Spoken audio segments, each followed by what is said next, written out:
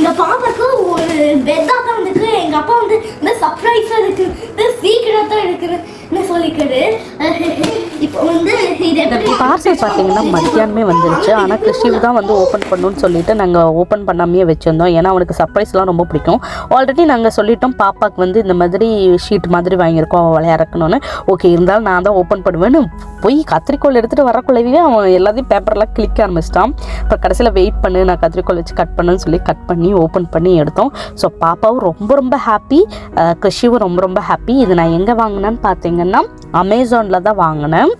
Sofa பக்கத்தில் என்னதான் carpet போட்டிருந்தாலும் ஆனால் அந்த சைடு கார்பெட்டை விட்டு வெளியே வந்துட்டாங்கன்னா ரொம்ப சில்லுன்னு இருக்க தர. ஸோ இந்த மாதிரி மேட்டெல்லாம் போடும்போது அவங்களுக்கு விளையாடுறதுக்கும் ஈஸியாக இருக்கும். ஸோ சில்னஸ்லேயே அவங்க இருக்காத மாதிரி இருக்குமேன்னு சொல்லிட்டு தான் இந்த மேட்டை ஆர்டர் பண்ணோம். அதுக்கப்புறம் 2 பேருமே என்ஜாய் பண்ணி செம்மையாக விளையாண்டாங்க. அவங்களுக்கு ரொம்ப ரொம்ப பிடிச்ச மேட்டும் கூட.